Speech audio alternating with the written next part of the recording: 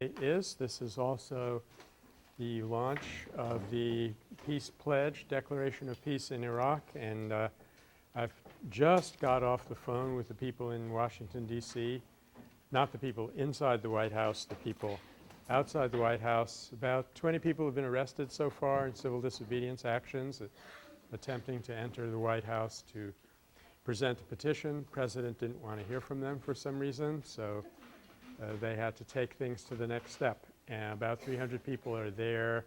There was a press conference this morning at about 9 o'clock our time, about noon Washington, D.C. time. So keep these people in your prayers or whatever you do, because, you know, however accurate or inaccurate we may be doing it, they may be doing it. This is an attempt to use the power of nonviolence against a very clearly to them, to us, very clearly unjust and completely hopeless act of violence, which is the Iraq War. And I have some posters about the Declaration of Peace here. There's also going to be a celebration of the International Day of Peace at Sproul. And when I leave here, I'm going to try to scamper right over there to rescue Jordan, who will be speaking in my stead until I get there. So when we finish here, if you don't have a class right after, you don't need lunch or anything like that, you might want to get over to the plaza. There are incidentally, about 500 organizations and well over 10,000 people who are taking part in the Declaration actions. Those of you who were interested in helping out and enjoying the Petaluma Progressives Fair on Sunday, try to get hold of Jordan later today by phone. That's the only way we can do the last bit of organizing.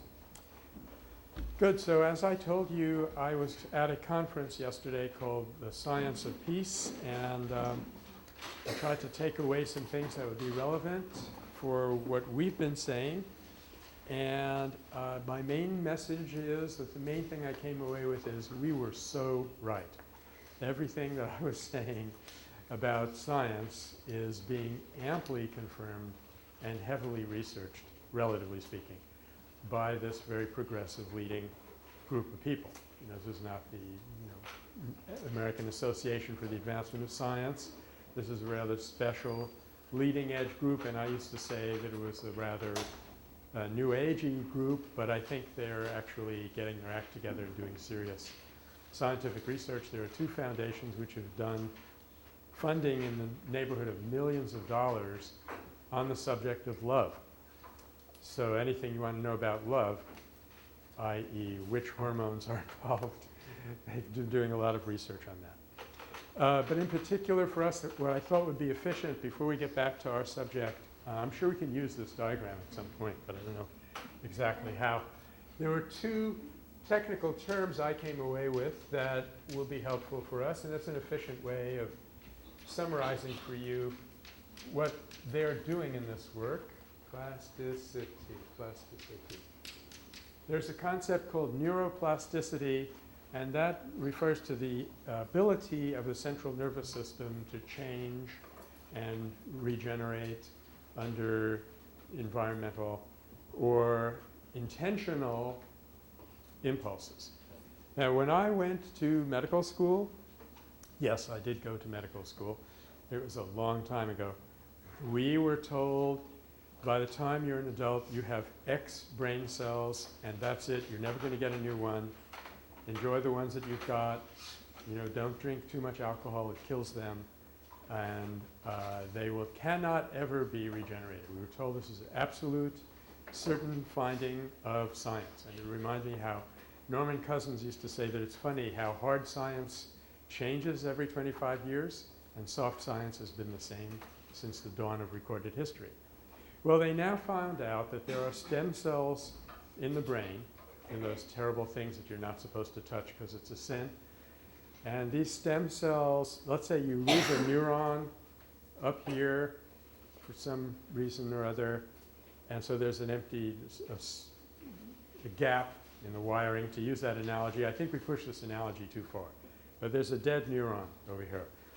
The stem cell over here will morph into the right kind of neuron, and transport itself through the brain to the right place, line itself up, and make the synaptic connections at both ends. It goes solder itself in to the wiring, so to speak. So the kind of thoughts that we think create an atmosphere which even shape the kind of tissue we have in our central nervous system. The other term I came away with that I hadn't known before is epigenetics. The name of Barbara McClintock wasn't mentioned, but this was her discovery that the organism uses the genes. The genes do not create the organism. When the Genome Project started, they figured with the amount of information that a gene possesses and can express to create a human being, this is amazing that they were able to calculate this, but they calculated that to create a human being, you needed 100,000 genes. Berkeley student, maybe 120,000, but we're sort of in this ballpark. And when the Genome Project was over, they discovered that the genetic complement is 20,000 genes. So it's 1/5 of the amount that would be needed if the process were taking place the way they thought it was, that the genes simply express the phenome, the phenotype, which is their term for the visible human being. So that was one problem. Then they discovered that a given gene can create 30,000 different expressions. So it is not at all believed by any geneticist anymore that we are determined by our genes in the sense that would make any difference to us in terms of peace research and nonviolence. The organism uses genes as kind of codes or keys to unlock certain doors and create certain things, but we have no idea who the organism is and how it decides which things to use. So the whole concept of genetic determinism has fallen out, although, trust me, it's not going to disappear from the mass media anytime soon. And the geneticists who were there were as angry about that as I am. So we decided that we're going to create a document to set the situation straight. I also discovered some interesting things that a living system, a biological system, can be either in growth mode or protection mode, but not in both. In growth mode, you take in information of one kind or another from the environment, and in protection mode, you shut it down. Now, if this analogy works socially, then as a society, we're trying to be in permanent protection mode. And that's death for an organism. It does not work that way. An organism is not an isolated unit. It's an energy processing unit that thermodynamically takes in energy from the environment and puts it back out to the environment. So if we keep saying, oh, it's orange alert, pink alert, green alert, black alert, take your shoes off, go through this machine, don't crack any jokes. This is a mode that you can only sustain for a very short period. To try to make a permanent policy out of that is probably fatal for us socially. It's certainly very dangerous. Another neat thing, they wanted, in research on infants, trying to detect how much they have absorbed security from their parents, they have found that the only way that you can test whether an infant is giving you a certain signal is by having a trained researcher there. Only a human being can do this, like let's say a trained graduate student. They tried in all kinds of ways to set up machines or measure oxytocin levels or things like that. Nothing works. Only a human being can pick up the signals from a human being of the significant kind that we're interested in. And then finally, the other stuff will probably be coming to me and I'll be processing it. It was a very rich day. But I just wanted to share this little story with you. It's probably not relevant to anything, but it's a nice story. You know how an infant has a grasping reflex? You give an infant your finger, it will grasp it. And the infant does not care whether you're related to it, which finger it is, if you're the right race, whether you voted Republican, any of those things. Sees a finger, feels a finger, it's going to grasp.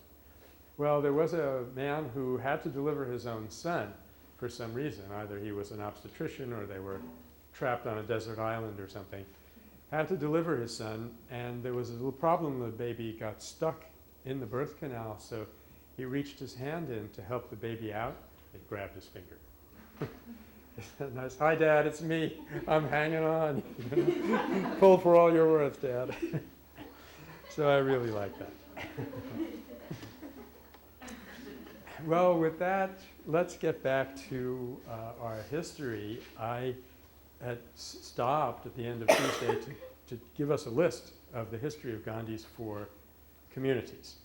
So what I'd like to do now with that kind of segue is back up a little bit to the year 1894, when Gandhi was not particularly active politically, and talk about several things that nonetheless happened for him in the course of that year. One is he came to South Africa as a lawyer, intending to have a law career, and eventually he would discover that this was not his svadharma, though I'm not aware that he ever used the word. But in the meantime, he made a discovery for himself, which is quite significant. A lot of PACS majors do go into law school, and very few of them end up practicing law. He made the discovery of what the law was really for. He said, this institution has the purpose of uniting parties who are riven asunder. Not to defend the interests of party A, who has hired the lawyer, against party B, who has hired another lawyer, but it is a kind of conflict resolution mechanism. And later on in this semester, we'll be talking about an anthropologist, actually, who's a literary critic, but all literary critics had to become anthropologists at one point in the 70s, by the name of René Girard, who talks about the extreme importance of law when it was originally developed as a means of circumventing the scapegoat mechanism, which was the only way that societies had to limit violence up to that point. We're going to get back to that, but the point I'm making here is that the law was originally instituted to, quote, unite parties riven asunder. That purpose had been completely forgotten because you come in, you sense the power. I mean, as you know, my son-in-law is a doctor. I keep mentioning that. It's just an old habit in certain communities. My son-in-law, the doctor. And he had a patient one time who was a lawyer who had worked on the big tobacco suit and was on the winning side, the government side. Tobacco companies haven't actually paid anything, but that's a different matter. But this is the biggest suit, antitrust suit ever. It wasn't an antitrust suit, I guess. It was about the health damage of cigarettes and cigarette advertising. And this lawyer was paid 10% of the settlement. And he showed my son-in-law the check. I didn't actually see this check. It was a personal check made out to him, John Lawyer, for $1.2 billion. Now, I've never seen, the biggest check I ever saw was $20,000, and I found that lying on a Xerox machine on University Avenue. So once people get a sense of how much power is involved, the original purpose of this profession, noble as it was, gets forgotten. So that was one thing that Gandhi used this kind of relatively slow year, kind of a startup year, in terms of his personal development, one of the things he used it for. Another one was, and of course this is going to prove to be even more important, he started to delve into religion. He came from a family where religion was kind of second nature. He absorbed a certain amount of spirituality from his parents, particularly his mother. And you're probably aware from reading Gandhi the Man or other parts of the early biographies that he was very, very frightened as a kid, scared of everything. And the family nurse, whose name is Ramba, taught him to use a mantra. Just repeat a spiritual formula. In his case, it was Rama, Rama, Rama. And this is a very powerful spiritual technique. The only reason people don't use it is that it's too simple and you don't have to pay for it. If you make it a little more complicated and sell it for a large amount of money, I'm sure everybody would use a mantra. But he was able to overcome his fears as a child, and then leveraged into his incredible fearlessness as an adult. He just absolutely was devoid of fear. The worst thing you could do if you were, say, a British official and Gandhi was getting in your face, the worst thing you could do was threaten him. It always had exactly the opposite of the intended effect. And that all came from this constant repetition of a mantra. I mean, here's this woman, Ramba, about whom we know exactly this one fact, nothing else. And yet she played one of the most important roles in history. So Gandhi's spirituality is developing, and he's in an area, time and space, cultural space, where religion is very important. Christian missionaries and just Christian people are working very hard to convert him. They sense that he is he's a valuable prize. And God, they worked on him. I mean, just, will you know, please, Mr. Gandhi. They tried everything. To hand it to them, they thought they were saving his soul. And also part of them thought that they wanted him to be on their team. This is partly selfless, partly selfish motive, we have to assume. But even his best friends in that early period, like Reverend Doak, who was the first person to write a biography of Gandhi, which will later be sent to Tolstoy. It was a very important book then. They completely failed to persuade him. He had had a very bad encounter with Christianity in India, where missionaries would be reviling and dissing the Hindu gods. They'd stand on street corners and try to tell Hindus that they were pagans and they were going to go straight to hell.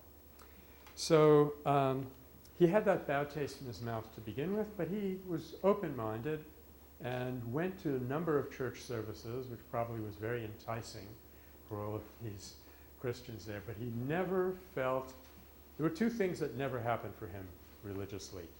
He never actually had a guru.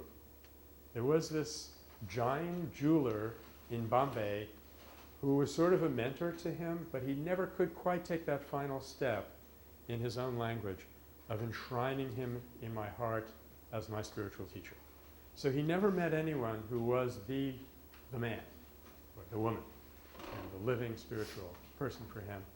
And he never was tempted to convert from Hinduism. However, he did begin to feel, even at this early period, that in the modern world, it is wrong for a person to practice one religion and not have respect for others. It's important to practice your own faith. At one point, years later, E.F. Schumacher will go to Gandhi and say, I'm so impressed with what you people have worked out, I'm going to become a Buddhist. And Gandhi said, don't you dare do that. You go back and be a good Christian. That's where you were born, that's where you need to stay, that's where we need you. This is an important principle called Swadeshi that we'll talk about at various points. And similarly, he never left the Hindu fold, but he spent his whole life trying to reform the way it was interpreted and practiced.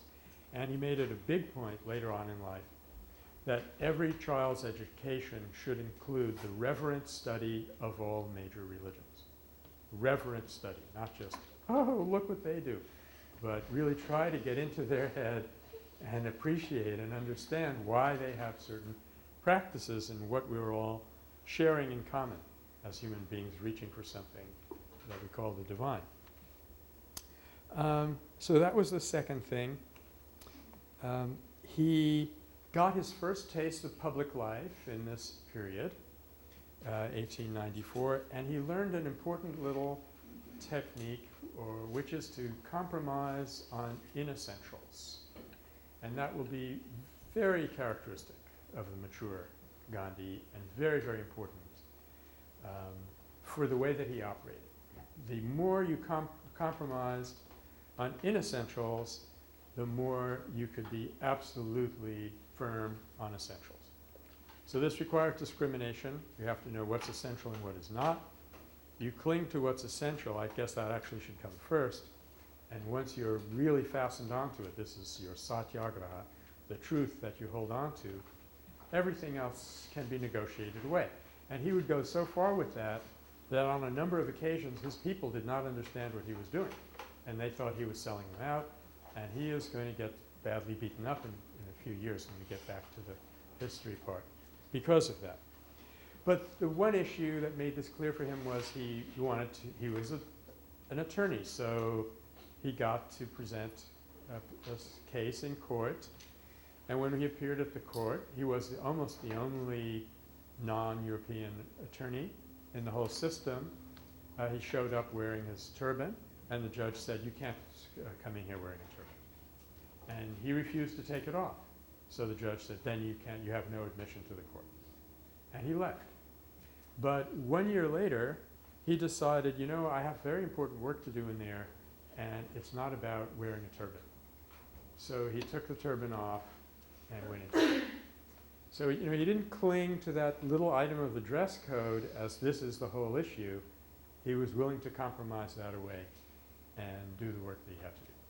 I mean, I myself sometimes feel uncomfortable with the compromises. I have this image of Gandhi that, he's sort of a Tinkerbell, not a real human being, and should never give away even anything.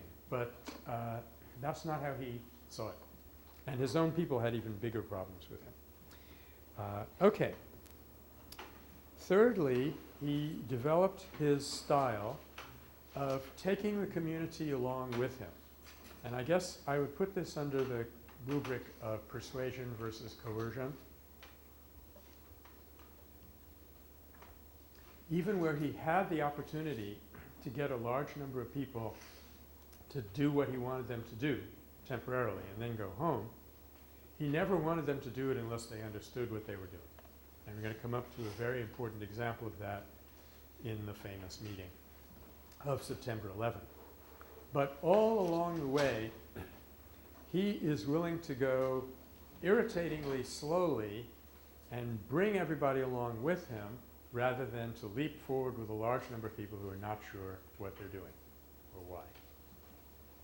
So you'll never find Gandhi marching around and chanting, "Hey, hey, ho, ho, Western Civ has got to go."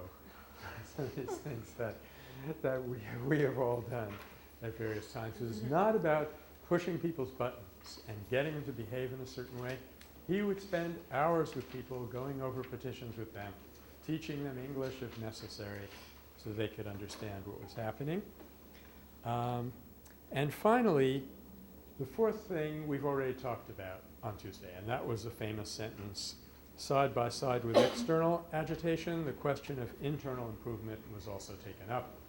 And I got inordinately excited about that because I know this leads to the development of constructive program. So this was an important time for him in terms of his personal growth, and what we're going to see is that he has different, I don't want to say different strings to his bow. That would be a wrong metaphor. He has different dimensions in which he can operate. And that means if you thwart him in one way, he'll just use one of the other ways. So he can always be moving forward, he can always be growing, and when the occasion presents itself, he'll do it in a public way. When the occasion does not, he'll do it in a private way. He will go to London in 1931 to be part of the Roundtable Conference. The conference itself is a complete bust. He gets absolutely nowhere, but while he's there, he makes friends with the poor people in the East End, and he meets hundreds of people. They even wanted him to meet Charlie Chaplin. He didn't know who Charlie Chaplin was, however, so that one didn't come off. He always had different ways of making use of his time, and if you frustrated him completely in the outside world, like putting him in jail and stuff, but when he would come out of jail a deeper person, and some of his co-workers noticed this every time. He would go in for 6 years, maybe come out in 2, and he'd be a different person. Because in jail was his only time to really practice his spiritual disciplines.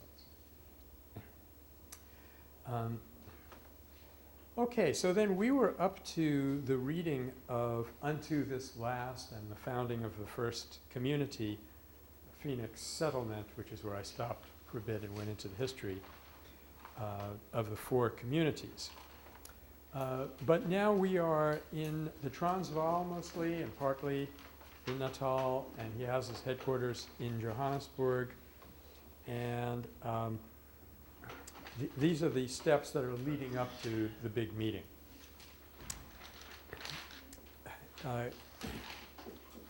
General Smuts, who is becoming his biggest adversary, and he's an interesting person, by the way. The term holistic that we use all the time, you know, give me a holistic sandwich. It's become a very common term for us. He actually coined that term, believe it or not. Gandhi's chief adversary in South Africa. He had pointed out the Indians are disliked in South Africa for their simplicity, patience, perseverance, frugality, and otherworldliness. He was the one who would come up very honest on that.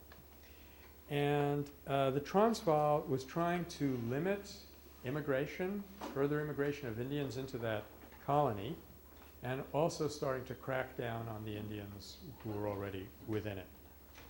And there was a department of the government called the Asiatic Department, which was sort of like the Bureau of Indian Affairs in the US of A, in that it was supposed to make sure that everybody got just and equitable treatment, but actually the members of the department were all European, and they used it as an organ of the government. And in the Asiatic Department, there was a man named Lionel Curtis, who decided under an act called the Peace Preservation Order, sort of like the Homeland Security Act, which is a slightly legal thing.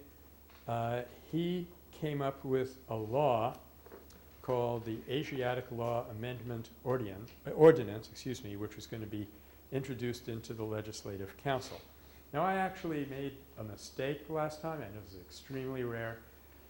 I said that when the first Asiatic Act was disallowed by Lord Ripon in England, that a trick was involved. That was wrong. That was actually straight up, and they actually eventually got that law stopped. But now here in the Transvaal, Curtis will bring in this law, and as one historian points out, Mr. Curtis inadvertently precipitated a turning point in the Satyagraha movement. And this is a principle which we now have a name for, and you're going to hear a lot about in 164B, and that is called today the paradox of repression.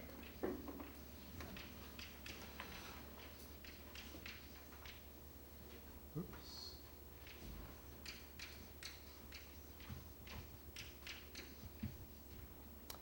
And the way it works is this, when it works. Because your repression of another group, you're getting into a kind of dominance relationship with them, is inherently unjust and false in the sense of, you know, capital T truth. It's inherently unstable. People never lie down and say, okay, go ahead, dominate me forever. As one of our commanding officers in Iraq said recently, we're making terrorists 10 times faster than, we're killing terrorists, how did he put it? We're making terrorists faster than we can kill them. By using a repressive mechanism, we make the problem worse. Well, a repressive regime will almost always come to a point where it's starting to lose control, and then it will be tempted to crack down. And when it cracks down, instead of the people buckling under, they fight back, and the thing blows up in your face. It's a fairly common dynamic that you'll see in all kinds of conflict. We have this thing called blowback that the secret services, the security agencies use, where, you know, you recruit people to help you, and they end up, once they get their training, being against you. Well, the paradox of repression is quite similar to that. And if you are clever, I'm thinking of you as part of the resistance community, if you are clever, you can actually lure the oppressors into doing something that has got to lash back at them. In fact, it's not just nonviolent resistors who do this. I believe that it's incontestable historical fact that President Roosevelt, FDR, knew that the Japanese were going to attack Pearl Harbor. He pulled some of the most modern aircraft out of that island, but he didn't say anything about it, and he let the attack happen because he knew or felt that that was the only way to get the American people sufficiently roused to enter the war. That was an aside. But to get back to our story, what's happening is the Indians are beginning to build up a capacity to resist. The regime includes people in it who are pretty wooden-headed, and they think, oh, they're trying to resist, are they? Well, let's slam them harder. And when they slam them harder, they fight back. So up until that point, the Indians really hadn't had anything to rally around, but this act was horrendous. Again, he was at a kind of social gathering. Someone handed it to him. He left the house, went up on a hill and read it, and he came back shaking. He said, I see nothing in this but hatred of the Indians. And if we let them pass this, then we'll be finished here. And this is the act which he describes in that famous scene in the movie. You can enter a person's home without a warrant, and you have to show your license all the time. You have to be fingerprinted, which basically was something that they only did for criminals, and so on. And so the meeting is called, as you now know well, on September 11th. And I keep saying there's 6,000 people there, but that was an exaggeration, apparently. From what I've been reading recently, it was about 3,000 people, but who's counting? So a whole bunch of people, mainly free Indians and some laborers. And Gandhi came in with the idea that he was going to get these people to sign a pledge that they would resist the act. But there was a Muslim businessman in the audience, Sayyid Hajo Habib, who was deeply moved and sprang to his feet and said, as God is my witness, I will never obey this act. And Gandhi was stunned. He realized that this is deeper than he had bargained for, and he was once again on the horns of a dilemma. Are we going to go for this, or are we going to say, hey, wait a minute, Sayyid Habib, I'm just talking pledge. You know, I'm not talking swearing an oath. I want to back up just a little bit here. In the summer, just a few months before this happens, there took place what was known as the Zulu Rebellion. That's how it is known by European histories, the Zulu Rebellion. Actually, what happened was the Zulus had to pay a certain tax to the colonial officials.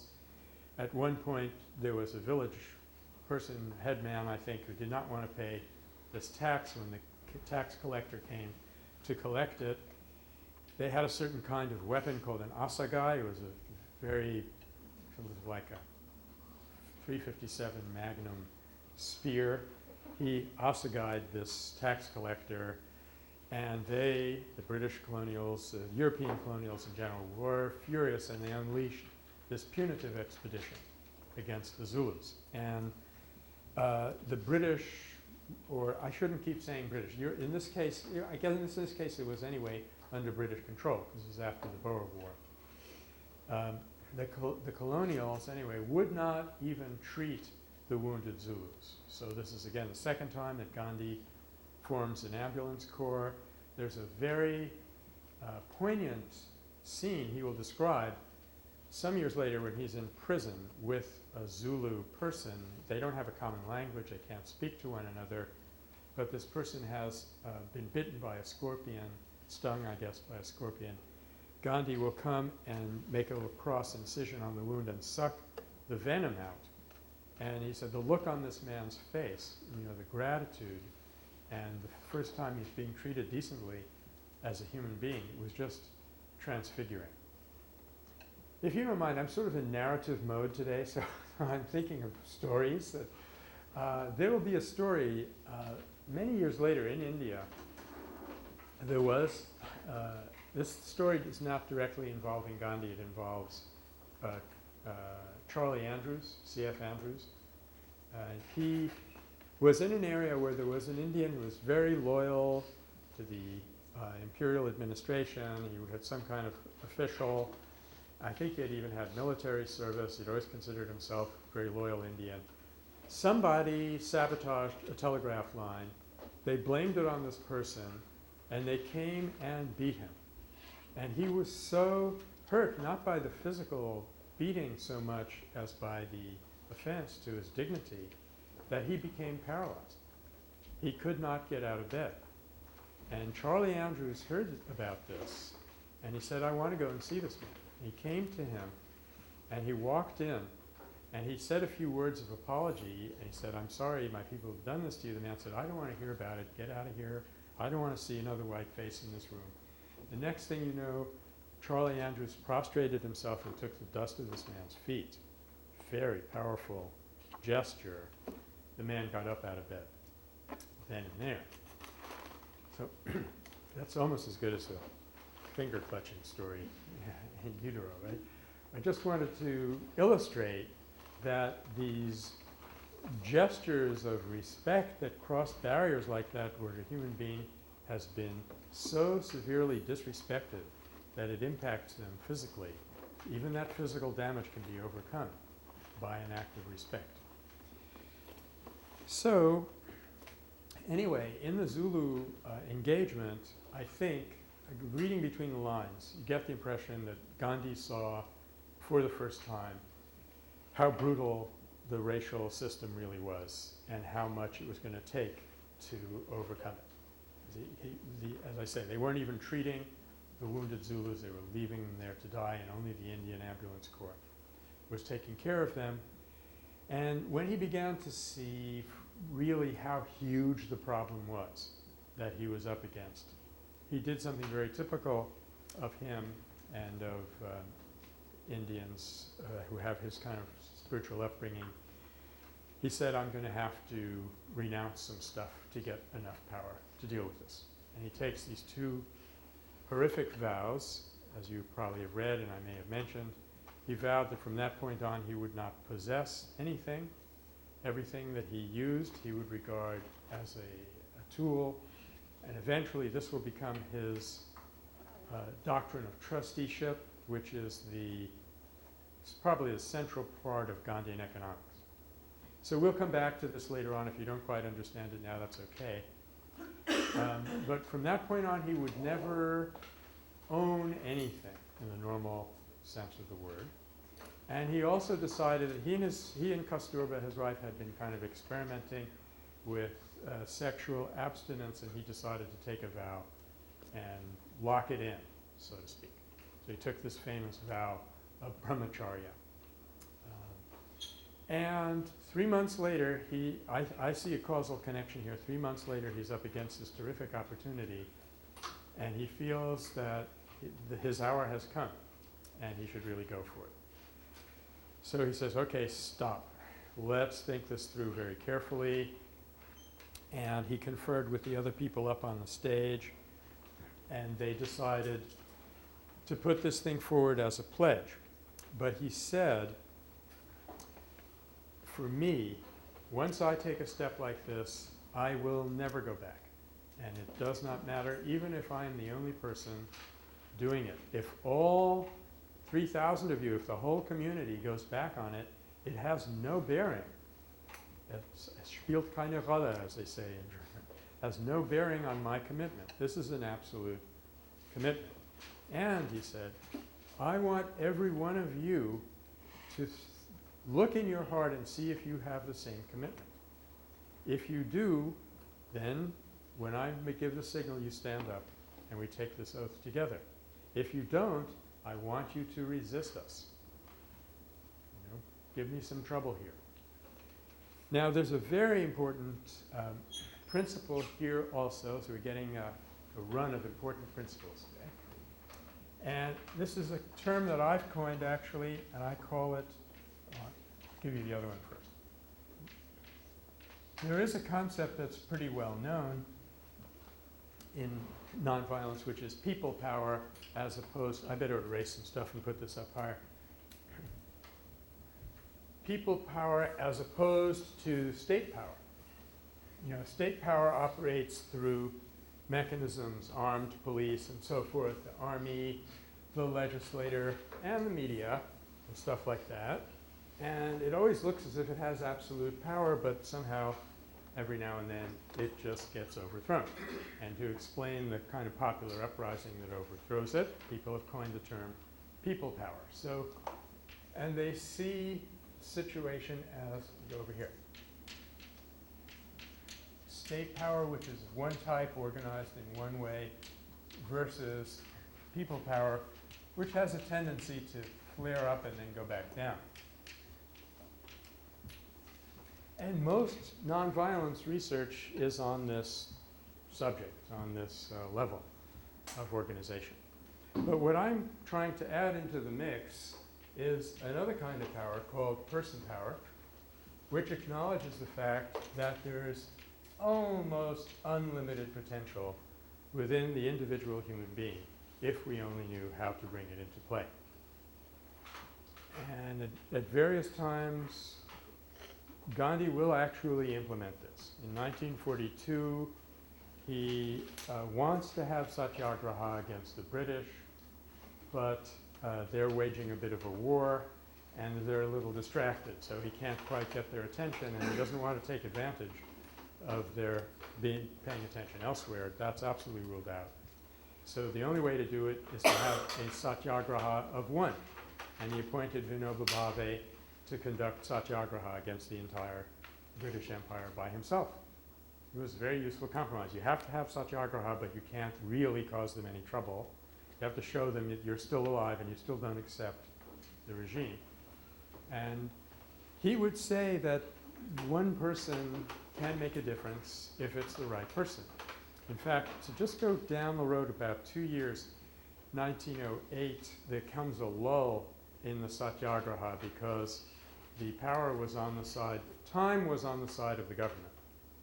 They could take away your money, they could shut down your businesses, cancel your license, they could put you in jail sometimes. So they kept on wearing away at the Satyagraha, and people are falling back. And at one point, Gandhi is in prison with a fellow prisoner who describes what happened. He was acting as a secretary, kind of a secretary for the movement, and Gandhi said, well, how many Satyagrahis do we have left?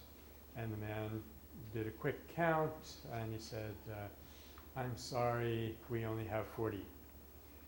That's not enough to overthrow an empire. So Gandhi said, who are they? Read out their names. And he started reading out these names, and these were his best Satyagrahis. These were brilliant people. This is wonderful. And as the names are being read out, Gandhi is getting more and more enthusiastic. And at the end of this readout of the list, Gandhi is in a state which made what he said made such an impression on this man that he writes it down word for word. 25 years later, he said, these 40 will become 40,000. Okay, in 1912, just before the end of the Satyagraha, they did a quick count. Guess what? It was exactly 40,000 Satyagrahis. So, I mean, you can forget about the number part. I'm not trying to claim that Gandhi saw into the future or anything like that.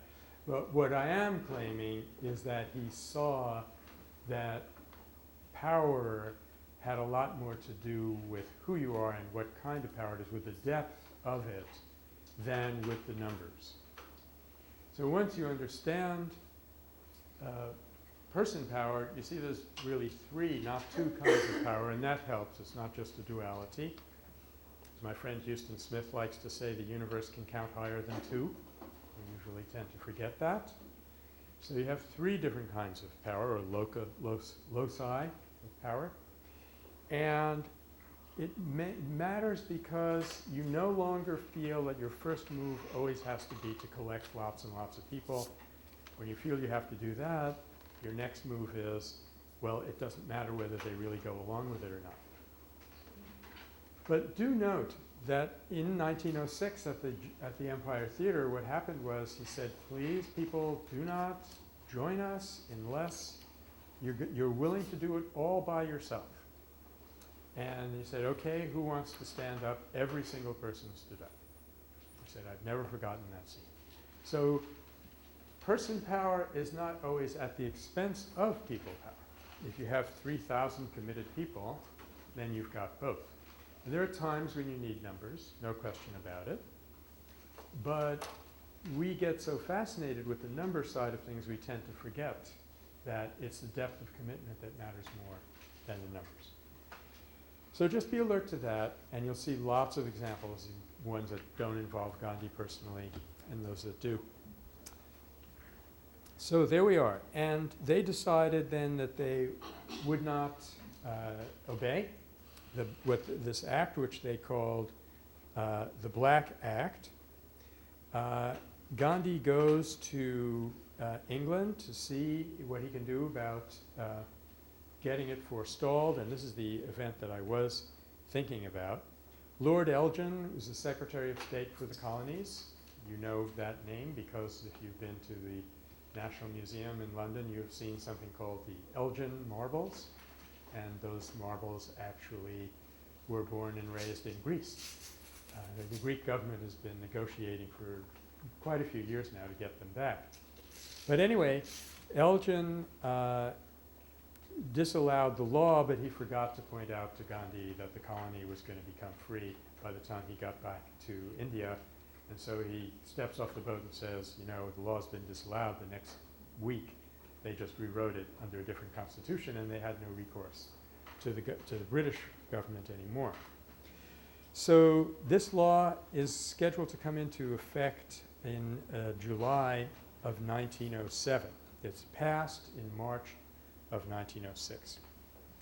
And the end of June 1907, there was a meeting in Pretoria attended by 2,000 Indians who were urged by representatives of the Transvaal government to go along with the registration, and they said to the government, never. So famous.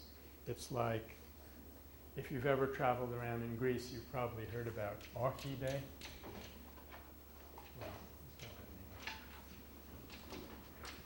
Orchi is the modern Greek word for no, and this happened when the Italians were about to invade Greece in 1942, or wherever it was. They said, you know, we're about to invade your country and you're a pushover, of course, but if you want to surrender before we come in, you can really save a lot of trouble. And they sent back a single word telegram, which was Orchi. It wasn't even in Italian. So they added insults to injury, and that became a national holiday. So it's in that spirit that the Indians declared, and this is Pretoria now, not the Transvaal, that they would never go along with the act. So in the beginning of July of 1907, the government opened registration offices for people to come in and register. And the campaign was a brilliant success. There are close to 100,000 Indians in the various colonies of South Africa, and the total number registered was 511.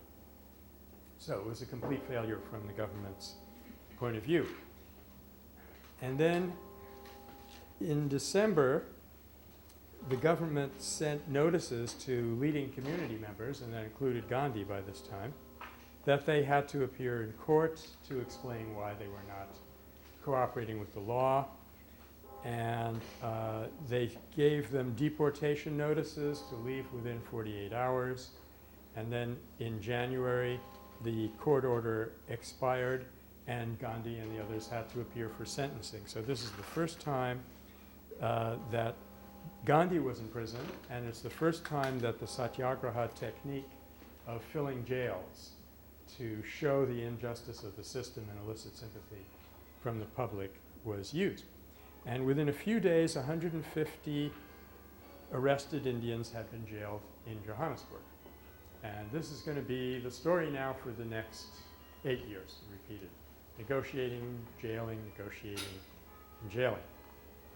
I guess I just started today by mentioning that we had 30 people arrested in Washington, D.C. So this is a story that goes on and on. Then there was a famous meeting, which was not shown in the film, but it took place in the same month, January of '08. Albert Cartwright, who was an editor of a Transvaal newspaper, came to visit Gandhi representing Smuts. In other words, making the first move of the government towards the Indians by way of negotiation. So this is a tremendous breakthrough. And Gandhi met with Smuts, as you saw in the film, and Smuts said, I assure you that I will repeal the Asiatic Act as soon as you have undergone voluntary registration. This was a compromise that they worked out, and it's kind of interesting. you might feel uncomfortable with this compromise, but in terms of Gandhian principles, it made perfect sense. He said, look, in effect, he said, what we object to is being told what to do. We object to the stuff being forced upon us and being deprived of our freedom of judgment. We don't object to the passes as a piece of paper, right? We object to being told that we have to fill them out. So here's a compromise. I will get the Indians to fill them out voluntarily. And there's no insult to us. We haven't perpetuated this power imbalance. This is something we will do voluntarily. And you agree to repeal the Asiatic Act when we've done that. Right? So it looks like a perfectly good deal. He goes back and tries to explain. He's let out of prison. Goes back and tries to explain to the people that they're going to take these passes out voluntarily. They start doing that.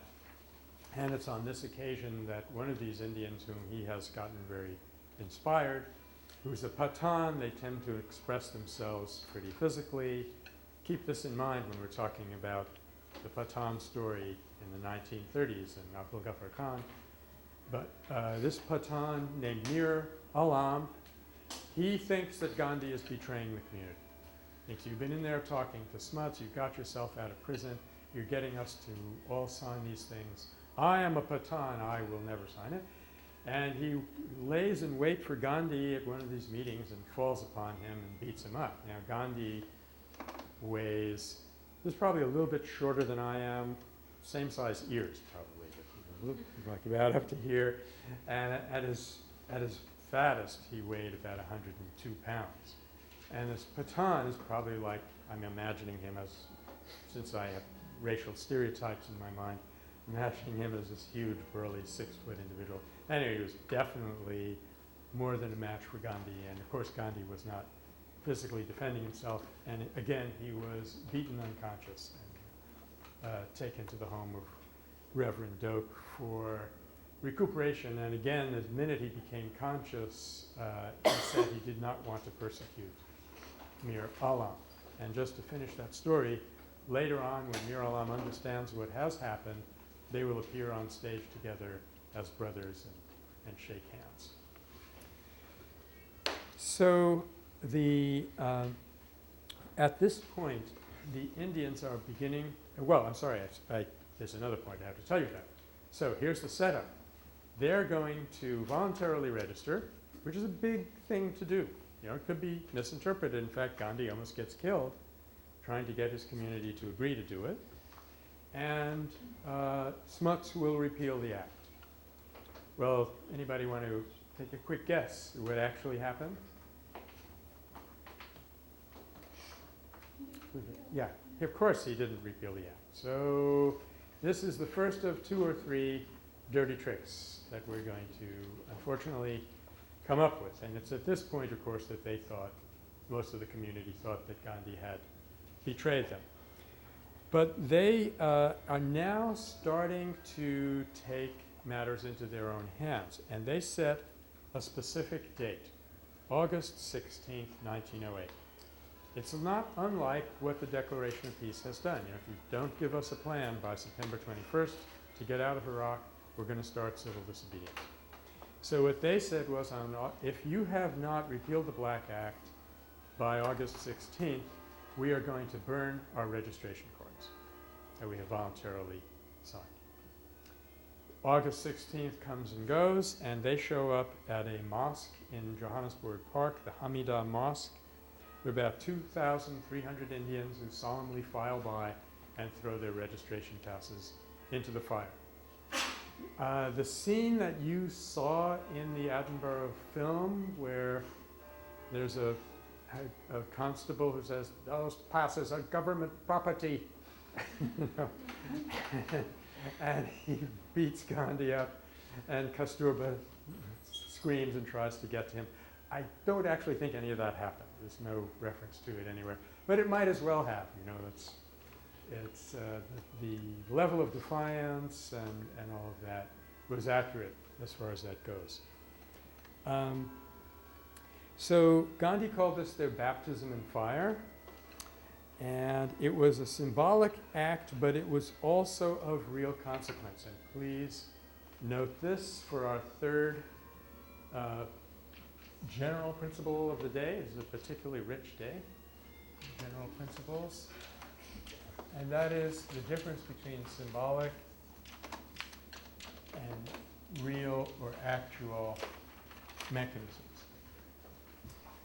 This all became an issue for me when at some point I just began, I kind of ran through everything that I knew about Gandhi, and Arun Gandhi, the Mahatma's grandson, was visiting us at that time, and it kind of seemed to me that Gandhi had never done anything in his whole career which was only symbolic, as in waving a flag. You know, sending a petition is not only a symbol because that's part of the legislative process. And in fact, to just overview this for a second, what you'll see is in the course of the whole development in South Africa, the community goes from mute submission to the law until Gandhi steps in. Then it goes into a petitioning phase, which was brand new for them. They'd never done it before. And then they look to do things by legislative action, you know, visits to England and so forth to get the Secretary of Colonies on their side. And then when all that fails, they go into civil disobedience. But at no point in this process, and it's very important that those steps be carried out sequentially, at no point in this process did he do anything that was purely symbolic. And the same is true of the much longer campaign back in India. Burning those passes was a symbol. In fact, okay, here is your authority over me, and here's what I'm doing with it. I'm throwing it into the fire. I'm destroying it. Now, of course, to burn something is also a very powerful religious symbol in India. If you're sending it up, you're offering it as sacrifice, sending it up to the gods, and so forth. But be that as it may, whether it's a special symbol or only just a general symbol that all human beings can relate to, in addition to being a symbol, it was an act of civil disobedience. It was an illegal act. So you will find that he does some things dramatically, and he often does them in such a way that they have a symbolic resonance. But I think he never relied upon just symbolism. In fact, when this occurred to me, I said to Arun Gandhi, I think your grandfather never went in for symbols that didn't have some kind of concrete significance along with them. And he said, you're absolutely right. That's all the confirmation I needed. So, and ever since then, I've been going back and looking at it. There's only one event that took place in India when the Crown Prince visits and they decided to protest, which you might think was just symbolic because they didn't lie down in front of his carriage or anything.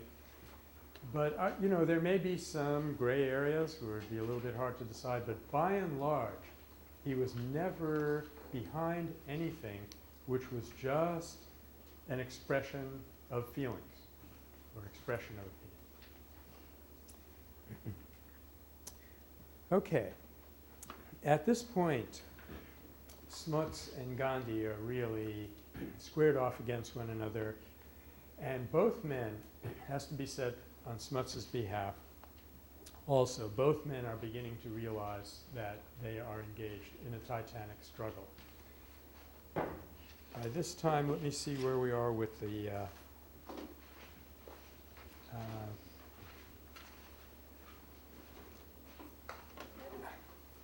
he is now involved, I was just checking the date of Tolstoy's death, which was 1910. He has gotten involved in a correspondence with Tolstoy and gotten a lot of inspiration and encouragement from the great man, who has already resigned his nobility and taken up his farmstead in Yasnaya Polyana, where he's kind of like a world guru. All these peace figures are going all the way to Russia, which in the early 20th century was not that easy to do, to visit him. And he was very impressed with Gandhi. And he said to Gandhi, what you are doing is unique in history. That individual acts of nonviolence have, of course, been a part of human life, What they didn't know was it's even a part of pre-human life. That always goes on. But to organize it as a social movement on a large scale, this is the first time this has ever happened in history. So Gandhi will be the first one to admit that nonviolence is, quote, as old as the hills. It's one of his famous statements. I have nothing new to teach the world. Truth and nonviolence are as old as the hills. But what he did do was he organized truth and nonviolence into a political force on a large scale. And that, as far as they knew, that had never happened before.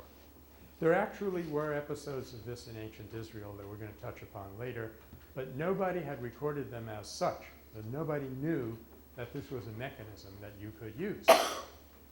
And I have to add that Gandhi now begins to feel that this is the purpose of his life, and everything else is only a mechanism to use his own language again, to give an optical demonstration, or an optical, said I was going to give you his exact words and I can't remember what they are. But he's going to give a demonstration of the power of nonviolence and leave that behind him as his legacy for the world, to the extent that in one unguarded moment he even confessed that he was using India. You know, everybody's thinking, oh, you want to free India? That's huge. This is the biggest thing I've ever heard of. You know, I can't even free my women's club. And you're freeing this 300 million people. And yet even that was just a means to an end. The end was to make a display of nonviolence so that humanity could learn it. Of course, now it's up to us to learn it. Okay, so I'm getting ahead of myself a little bit, which is not too unusual.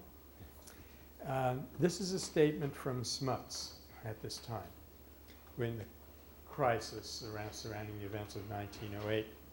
Western civilization may or may not be good. This is pretty handsome of him.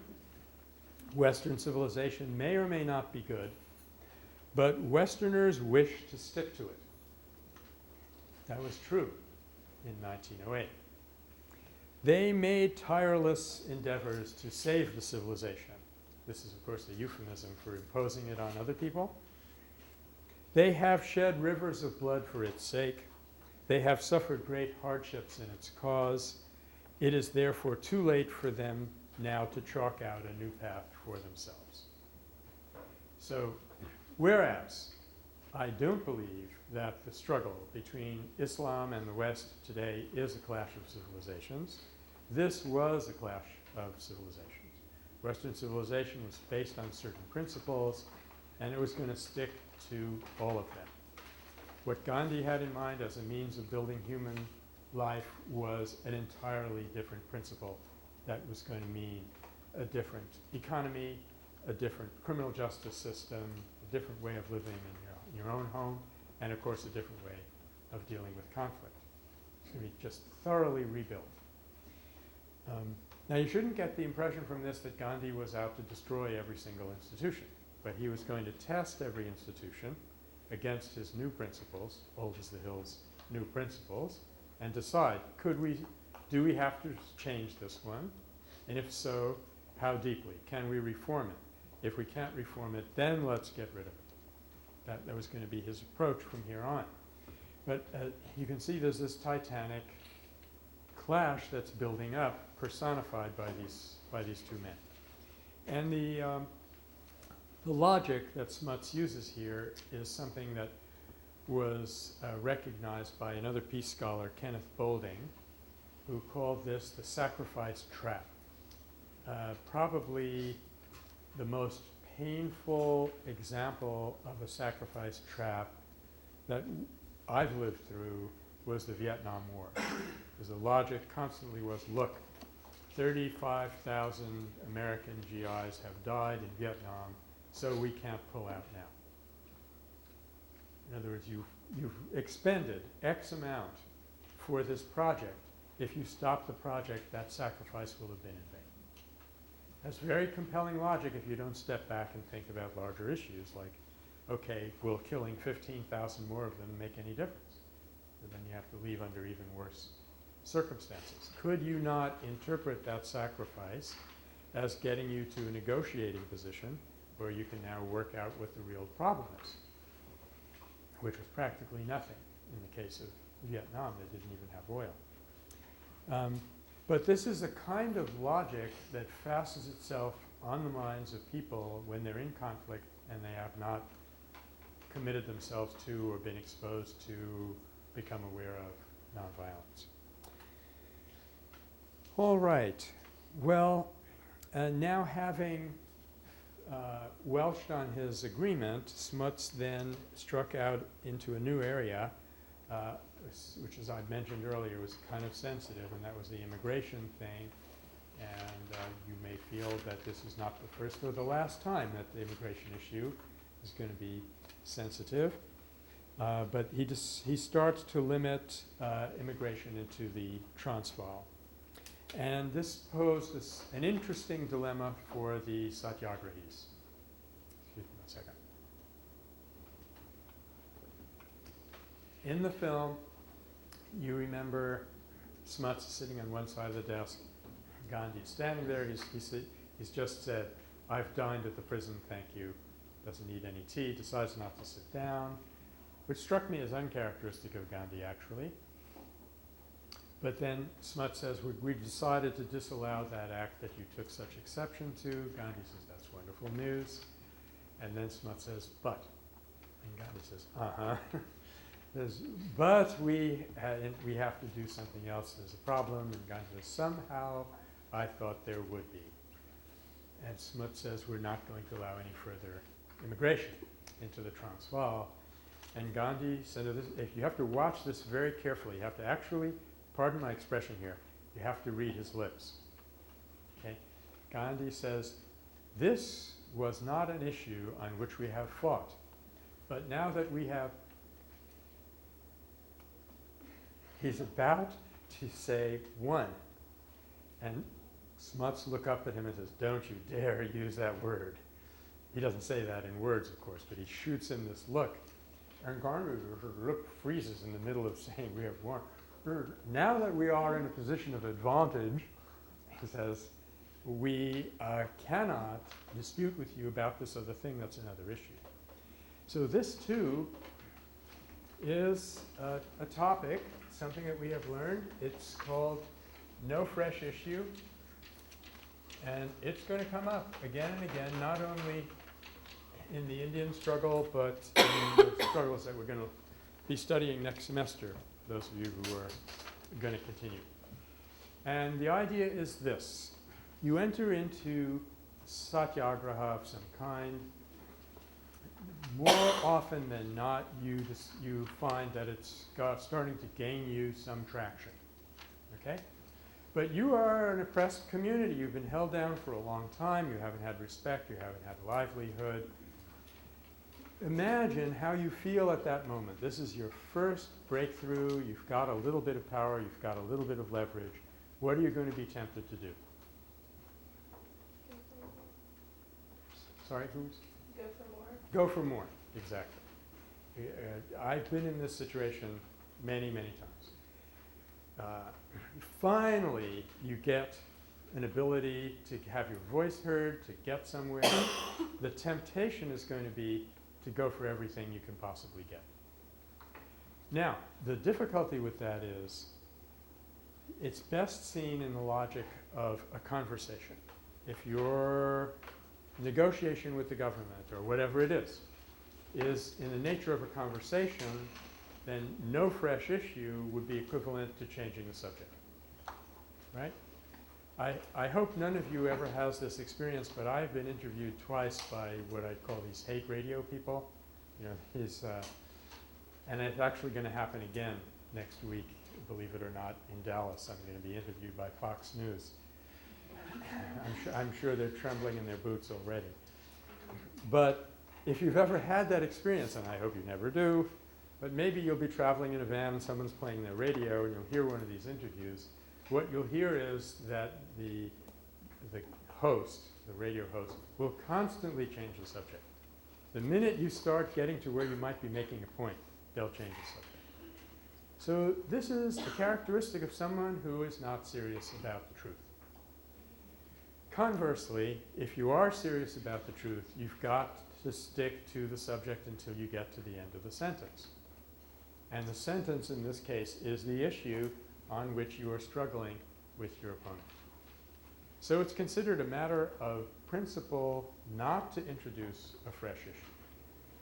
And we're going to see him wrestling with this several times in the Indian campaign. But because they had not included that in the Satyagraha oath, which incidentally Gandhi had re-administered a few months later just to make sure that everybody meant it and they were still on board. Because they hadn't included that, they decided not to fight on that particular issue. So the end of 1908, things are kind of at a stalemate. He takes a trip to England to see if he can get some support there. And it's in the course of this trip, on his way back, in 11 days of working right straight through without a computer, he wrote Hind Swaraj, which was probably his most classic text. And at some point, let me take a look at our syllabus and see where it might fit in. It might actually be pretty soon. We'll stop and look at that text and see what it says. Because it's a classic statement of Gandhi's principles, but at a rather brash stage. Later on, he will mellow out and he'll reconsider things like maybe railroads are okay. Maybe you can occasionally go to a doctor for certain purposes. He'll loosen up a little bit on some things. But in Hind Swaraj, it's just been loaded for bear or whatever is the nonviolent equivalent of that. Now, so that this whole South Africa struggle seems to be in two phases. It really leads up to 1908, 1909, and then from 1909 to 1913 when it's all over. And people who have looked at his spiritual development and looked at him personally have come to feel that it's in this latter phase that Gandhi really became a Mahatma. Everything, you know, he hadn't been exactly killing time up until then. He'd been learning a lot on many different levels. He'd been developing spiritually. He'd already taken these two hair-raising oaths. But it's in the latter period that he really seems to become the kind of person, the kind of actor in the world that he will be. And there's really no essential change in his style and his way of dealing with people and the kind of power that he uses from this latter phase until the end of his mortal career. Let me just mention a couple of three things quickly, and I'd actually like to leave a little bit early because I'm supposed to be speaking at that event on Sproul Plaza. Three things. In 1910, Tolstoy dies and Gandhi starts his second community, which is Tolstoy Farm, named after him in his honor. In 1912, Gopal Krishna Gokhale, whom he had visited in the 1896 trip for a few months, he comes to South Africa, and that's going to give him a huge boost. It's also going to lead up to the second dirty trick. Finally, on March 14th of 1913, the government will play its last bonehead, stupid maneuver, which will lead to the paradox of repression and the final stage of the struggle. And that act is carried out by a justice, Justice Searle, who decrees in a particular court case that only Christian marriages are valid. This means that at a stroke, all Hindus and Muslims, not to mention the African population, all Hindus and Muslims are living in sin. And I suppose if we took a lot of time, we could think about something more stupid that he could possibly have done, but I'm not sure it would be easy. Because the mistake always is to try to fool around, to try to tamper with Indians on the religious level. That always backfired on them. So, okay, what we'll do next week is either Tuesday or Thursday, we'll look at Hind Swaraj, and I'll go over some of these last 3 events that I mentioned in a little bit greater detail.